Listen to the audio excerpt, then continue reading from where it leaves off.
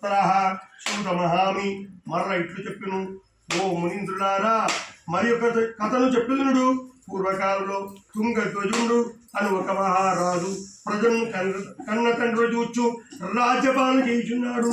ఆ రాజు ఒకనాడు అడవికి పోయి అనేక విధమైన అడవి జంతువులను సంహరించి తిరిగి ఇంటికి వచ్చు మార్గవశంలో ఒక మారేడు చెట్టు కింద కొంతమంది గొల్లలు బంధువులతో కూడుకున్న వారై ఈ సత్యనారాయణ స్వామి వ్రతము చేయుచుండడు చూచి రాజు డబ్బు గర్వము చేత మనోగర్వము చేత దేవుడికి నమస్కారం కూడా చేయబడిపోయిను. తర్వాత గొల్లలు ప్రసాదించి రాజు నుంచి మరల పూజాస్థలానికి పోయి అందరూ భక్తితో ప్రసాదము తిన్నారు. ఆ రాజు ప్రసాదము తినకుండా తన ఊరికి బయలుదేరి వెళ్ళను. అందుకు సత్యనారాయణ స్వామికి రాజుపై కోపం వచ్చింది. అందుచేత ఆ రాజు యొక్క 100 కుమారులు చనిపోయినారు. సకల సంపదలు హరించుకుపోయి క్రమంగా రాజుకు దరిద్రం వచ్చింది. తర్వాత అనేక కష్టాల పాలయ్యను. అదంతయు చూచి రాజు తనలో తారీఖు తలబూసను.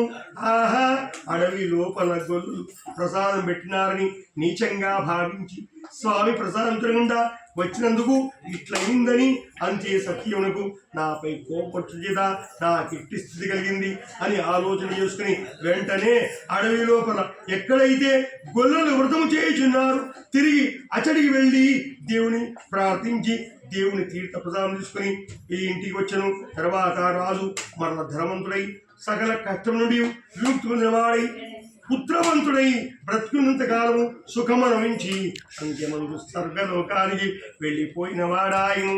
మహాప్రభావమైన ఈ వ్రతాన్ని భక్తి శ్రద్ధలతో ఎవరు చేస్తారో, ఎవరు ఈ కథను భక్తితో విందురు, వారు ధనవంతులగుదురు. బంధనం పొందినవాడు విముక్తి పొందును. భయగ్రస్తులకు భయము తొలగిపోవును. సకల అభీష్టము పొందిన వారి అంత్యమందు స్వర్గలోక ప్రాప్తి పొందుదురు. కావున శ్రీ సత్యనారాయణ స్వామి చేసిన మానవుడు సర్వ విధములైన దుఃఖం నుండి విడువబడును. కనుక శ్రీ సత్యనారాయణ స్వామి వ్రతము చేయవలసిన ఆవశ్యకమును, ఆ వ్రత విధానమును, వ్రతము యొక్క మహత్యమును, అందువలన లభించు ఫలితము చెప్పిదిని. కలియుగంబున సత్యనారాయణ స్వామి వ్రతము ప్రత్యక్ష ఫలప్రదమైనది. కలియుగంబున సత్యనారాయణ స్వామిని కొందరు సత్యేశ్వరుడిని, కొందరు సత్యనారాయణుని, మరికొందరు సత్యదేవుడిని పిలుచుందురు. సనాతుడైన శ్రీహరి కలియుగంబున అనేక అవతారములు రూపములు పొంది భక్తులను కాపాడుచు వారి కోరికలు తీర్చును. వ్రతము చేయుటకు శక్తి లేకుంటే ఎవరైనా ఈ వ్రతము చేయుచుండగా చూచి చివరి వరకు కథలు విని భక్తితో కథలు విని సత్యునిక దయచేత సకల కష్టములు తొలగిపోవును, సకల సంపదలు కలుగును. హరయే నమః. పంచమోధ్యాయ సమాప్తః. స్వస్తి ప్రజాభ్యః పరిపాలయంతాం న్యాయేన మార్గేణ మహీమహీషాః.